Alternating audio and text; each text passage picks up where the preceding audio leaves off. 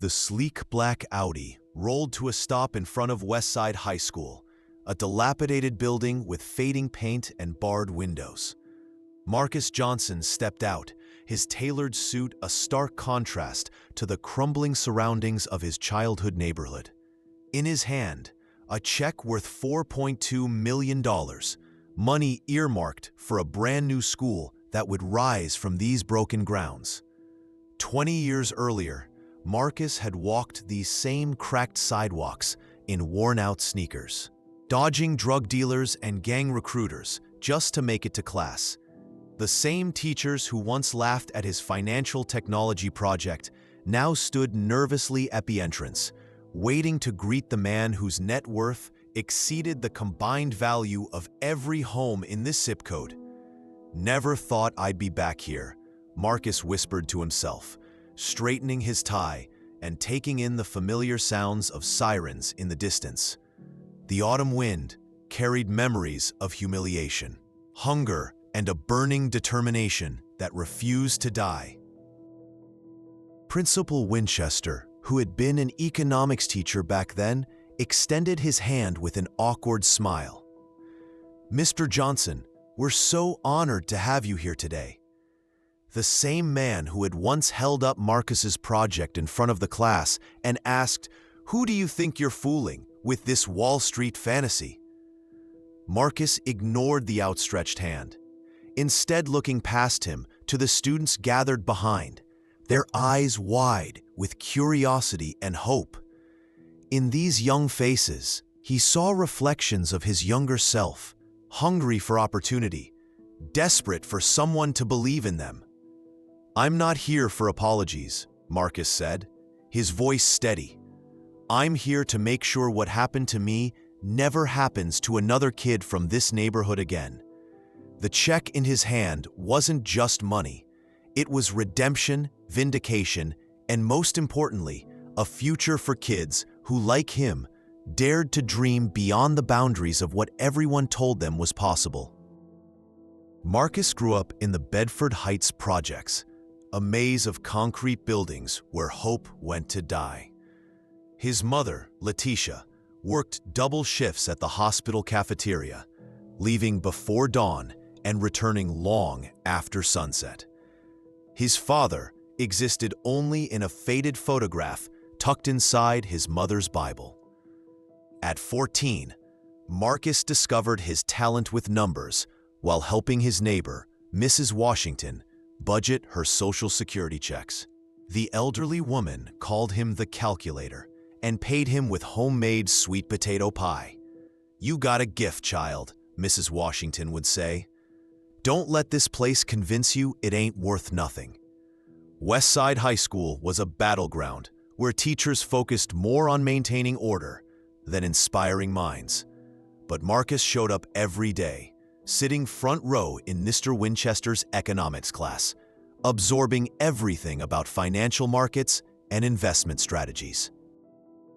For the annual science fair, while other students built volcanoes or solar system models, Marcus developed a rudimentary algorithm that predicted small market fluctuations based on social media sentiment.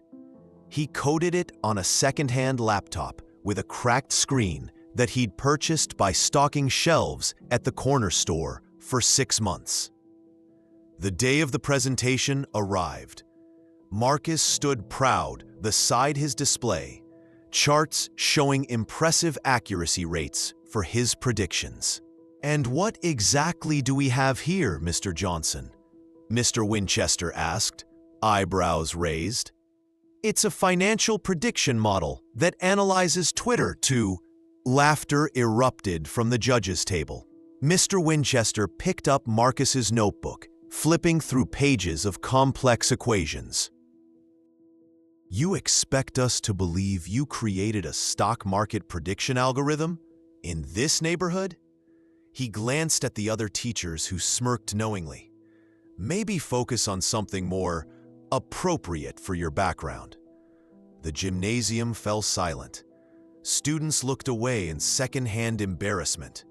Marcus felt his cheeks burn as his 6 months of work became a punchline. That night, staring at the ceiling of the apartment he shared with his mother and two siblings, Marcus made a promise to himself. I'll show them. One day, I'll show them all. The following Monday, Marcus slipped into the back row of the school library during lunch. The shame of the science fair still stung, but something deeper burned inside him. Determination. "What are you hiding back here for?" The voice startled him. Ms. Daniels, the school librarian, with silver-streaked hair and reading glasses perpetually perched on her nose, stood over him. "Just working on something," Marcus mumbled, attempting to cover his notebook. Ms. Daniels glanced down at his scribbled equations and sat beside him. "Your market prediction model? I saw it at the fair." They didn't understand it, did they? For the first time since the humiliation, Marcus looked up. "You did? I majored in economics before becoming a librarian. Your concept is fascinating. Rough around the edges, but the core idea," she tapped his notebook. "There's something there." That conversation changed everything. Miss Daniels granted Marcus access to the library computers after hours and ordered books on algorithmic trading through interlibrary loans. For the next 2 years, while classmates focused on dating and sports, Marcus refined his model. By graduation, his algorithm accurately predicted market movements 68% of the time. Impressive for any financial analyst. Miraculous for a teenager from Bedford Heights. With Miss Daniels' encouragement, Marcus applied to 12 colleges with strong finance programs. The rejection letters came one by one. Despite excellent grades and his revolutionary project, no scholarships materialized. The final rejection arrived the day after graduation. "They can't see past your zip code," Miss Daniels said, the disappointment evident in her voice. "But that doesn't mean you stop." Marcus took a job at Burger Palace during days and stocked shelves at Quick Mart at night. Every spare moment went to his algorithm. He converted the apartment's tiny closet into a makeshift office, working by the glow of a computer screen while his family slept. 6 months later, exhausted and questioning everything, Marcus received an email that changed his trajectory forever. James Winthrop, a venture capitalist who'd stumbled across Marcus's project on a tech forum, wanted to meet. "Is this real?" Marcus asked his reflection in the cracked bathroom mirror. The coffee stain on his Burger Palace uniform reminded him just how far he had to go. The downtown skyscraper gleamed like another world compared to Bedford Heights. Marcus adjusted his only tie, bought yesterday from a thrift store, and stepped into the elevator that would take him to Winthrop Ventures on the 47th floor. "You're the algorithm kid?" James Winthrop didn't look up from his computer when Marcus entered. A man in his 60s with salt and pepper hair and piercing blue eyes, he gestured to a chair without ceremony. "Yes, sir. Marcus Johnson. Your code is impressive. Rough, but impressive." Winthrop finally looked at him. "Why aren't you at MIT or Stanford?" Marcus swallowed. "They didn't want me." Something shifted in Winthrop's expression. Their loss. He slid a contract across the table. $50,000 seed funding. You'll work from our incubator space. I take 30% of whatever you build. For a kid who'd never seen more than a few $100s at once, the figure was astronomical. Marcus signed immediately. The following months tested everything Marcus thought he knew about himself. 18-hour days became normal. The other startups in the incubator, mostly Ivy League graduates, kept their distance from the ghetto prodigy, as he overheard one call him. His algorithm evolved into Street Pulse, an app that democratized investing by making complex market predictions accessible to everyday people. The beta version launched with modest success, but Marcus knew something was missing. "It's good, but not revolutionary," Winthrop said during their quarterly review. "I need more if you want another round of funding." That night, walking through Bedford Heights, Marcus passed Mrs. Washington struggling up the stairs with groceries. He helped her to her apartment, where she showed him a payday loan document with a 400% interest rate. "It's robbery, child, but the furnace broke. What choice do I have?" Inspiration struck like lightning. By morning, Marcus had coded for 14 straight hours. Street Pulse 2.0 wasn't just a market prediction tool. It became the first AI-powered microfinance platform designed specifically for underserved communities. The app connected community members with fair microloans based on alternative credit factors, while simultaneously teaching financial literacy. Users could invest small amounts, as little as $5, into bundled community improvement projects. When Winthrop saw the new direction, he called an emergency board meeting. "This isn't what we agreed to," he said, face flushed with anger. "This is charity, not business." Marcus stood his ground. "It's both, and I'm not changing it." "Then we're pulling our funding." The ultimatum hung in the air like a guillotine blade. The rain pounded mercilessly as Marcus cleared out his desk at the incubator. 2 years of work gone. His revolutionary idea, connecting underserved communities with fair financial tools, rejected because it didn't promise the rapid returns venture capitalists craved. "Need help with that box?" Marcus looked up to see Sophia Chen, a quiet developer from the AI startup across the hall. "Thanks, but I got it." Pride was all Marcus had left. "I heard what happened with Winthrop," she said, following him to the elevator. "He's wrong, you know. Street Pulse isn't charity, it's the future." The elevator doors closed as Marcus processed her words. "My grandfather built his first business with a $200 loan from his community association in Chinatown," Sophia continued. "What you're building would transform neighborhoods like his and yours." By the time they reached the lobby, Sophia had convinced Marcus to meet her father, David Chen, a former PayPal executive who now ran his own investment firm focused on fintech with social impact. 3 days later, Marcus found himself in another skyscraper office, but the reception couldn't have been more different. Predatory lending extracted $3.5 billion from low-income communities last year, David said, studying Street Pulse's code on his laptop. "Your algorithm addresses the fundamental issue. These communities aren't poor in trustworthiness, just in traditional banking metrics." Marcus leaned forward. "Exactly. If we use alternative data points, utility payment history, community standing, micro-saving patterns, we can calculate risk more accurately than traditional credit scores." David closed his laptop. "I'm putting in $2 million. You keep 70% ownership." Street Pulse launched officially 6 months later. Initial growth was slow. Trust didn't come easily in communities repeatedly burned by financial institutions. Marcus spent weekends in church basements and community centers across the country, explaining the platform. The breakthrough came when Mrs. Washington's church group in Bedford Heights collectively funded a local youth center through the app. The success story spread, and similar communities followed.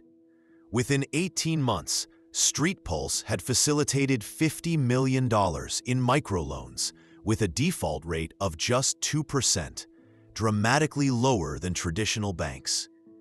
Users from low-income neighborhoods were saving and investing for the first time in their lives. When Forbes magazine put Marcus on their 30 Under 30 cover, calling him the Robin Hood of fintech, everything changed. Suddenly, the same banks that had ignored Bedford Heights wanted partnerships. Investment offers flooded in. Microsoft offered to buy Street Pulse for $300 million. Marcus turned them all down. "This isn't about exits or unicorn status," he told David during a late-night strategy session. "This is about changing the system." The system, however, was about to change more dramatically than anyone imagined. 5 years after launching Street Pulse, Marcus stood on the NASDAQ podium, ringing the bell as his company went public. The IPO valued the company at $2.8 billion, making Marcus one of the youngest black tech billionaires in American history. CNN's headline captured it perfectly. "From Bedford Heights to Wall Street, How Marcus Johnson Revolutionized Community Finance." The platform now served over 4 million users across 2,300 underserved communities nationwide. Its success had forced traditional banks to reform predatory lending practices and rethink their approach to low-income neighborhoods. Most importantly, Street Pulse had facilitated the creation of over 15,000 small businesses in America's forgotten zip codes. During the celebration dinner at an exclusive Manhattan restaurant, Sophia, now Street Pulse's CTO and Marcus's fiancée, noticed he seemed distant. "Everything okay?" she asked as waiters poured champagne worth more than his mother's monthly salary. Marcus scrolled through his phone, showing her a news article about budget cuts to education in his old neighborhood. West Side High School was slated for closure due to declining performance and crumbling infrastructure. "I need to go back," he said simply. Which is how, 3 months later, Marcus found himself standing before the school that had once dismissed his dreams. As Principal Winchester's hand remained awkwardly extended, Marcus finally shook it, not out of forgiveness, but because he'd learned that sometimes moving forward required letting go of old grudges. "The new school will break ground next month," Marcus announced to the gathered crowd. "It'll include a state-of-the-art technology center, financial literacy programs, and seed funding for student entrepreneurs." He scanned the audience until he found Miss Daniels, now retired but still recognizable with her silver hair. She wiped tears from behind her glasses. "I'm here because one person believed in me when no one else did," Marcus continued, his voice carrying across the stunned crowd. "That's all it takes sometimes. Just one person who sees potential where others see problems." As the audience erupted in applause, a young girl in the front row raised her hand. She couldn't have been more than 14, with bright eyes that reminded Marcus of himself at that age. "Yes?" Marcus smiled at her. "I have an idea for an app," she said confidently. "But everybody says kids from Bedford Heights don't build tech companies." Marcus walked over and knelt to meet her eyes. "What's your name?" "Destiny Williams." "Well, Destiny Williams, I'd like to hear about this app of yours. How about you show me after this ceremony?" As Marcus stood to continue his speech, he caught sight of his mother in the crowd, standing proudly next to Mrs. Washington. The journey from that science fair humiliation to this moment spanned more than dollars and achievements. It measured the distance between being told what was impossible and showing what was possible. The new school wouldn't just bear his name. It would embody his story, a testament that talent exists in every neighborhood, just waiting for the opportunity to bloom. "The hardest thing about success," Marcus told the crowd as he concluded, "isn't achieving it. It's remembering to bring the ladder back down with you once you climb up. Today, we're building that ladder together." As the ceremonies ended and bulldozers prepared to break ground where his dreams were once mocked, Marcus Johnson knew he had come full circle. Not just to prove his doubters wrong, but to make sure the next generation of dreamers from places like Bedford Heights would never have to fight so hard just to be believed.